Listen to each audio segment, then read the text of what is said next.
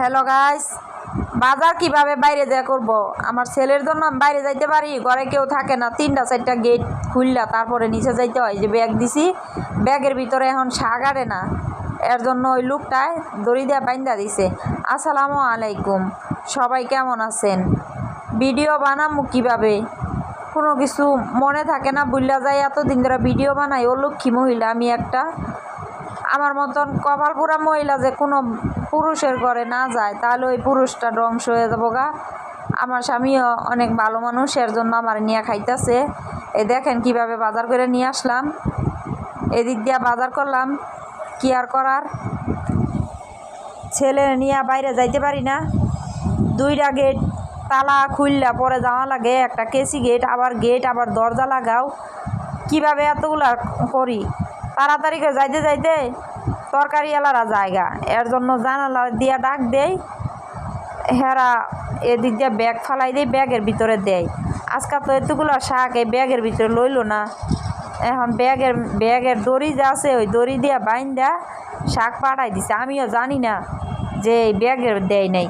উড়ানির পরে না দেখি যে কয় ব্যাগে আড়ে না, এর কারণে বাইন্দা দিছি। আচ্ছা যাই হোক, একটা বুদ্ধি হয়েছে, এতগুলো শাক টাইনা বাইর করে নিয়ে আসলাম। দেখেন টাইনা বাই করতে মনে হয়েছে শাকগুলা সব মরে যাইতেছে গা। এখন শাকগুলা কাটলাম। একটা কথা আপনাদের সাথে শেয়ার করি নাই, শাক আমি 2 মুঠা কিনছি। 2 মুঠা শাক কিনা বাসায় নিয়ে কাটি নাই, ঘরে থুইয়াই দিছি। তখন দেখি আবার লাঞ্চে অন্য দিন 2-3 মাস ধরে শাক খাই না। এই জানুয়ারি মাস তেনে লাউ শাক খাবার পারতাছি না, এত মন চাইছে তবুও পাইতেছি না। কয়দিন বললাম যে শাক নিয়ে আসবার লিগা, কয় রাস্তাঘাটে শাক পাই না। আজকে আমি 2 মুঠা শাক কিনছি। 2 মুঠা শাক বলেন এতগুলা শাক কি খাওয়া যায় একদিনে? পরে আমি এই শাকগুলা কাটার আগেই উনি শাক আরেক মুঠা নিয়ে এসে, আমি 2 মুঠা কিনছি 30 টাকা দিয়া। তবে আমারগুলো একটু চিকন চিকন শাক, কিন্তু অনেক পাতা।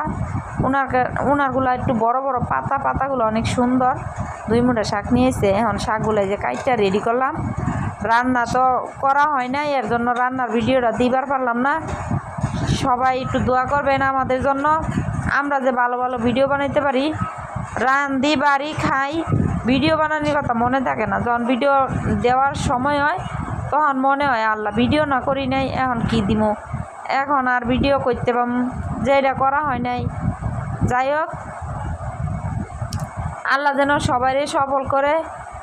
ভালো মানুষ যারা এগর অনেক, সর্বপ্রথম হয়েছে আমার মতন এরকম কপালপুরা মহিলা যে কোনো মানুষের ঘরে না পড়ে, তাহলে কিন্তু সব বেড়া মানুষ ধ্বংস হয়ে যাব। পুরুষের ইনকাম দিয়ে চলা পারতো না এরকম মহিলা। আমার স্বামী অনেক ভালো মানুষ, এর জন্য আমার নিয়ে হয়তো খাইতেছে।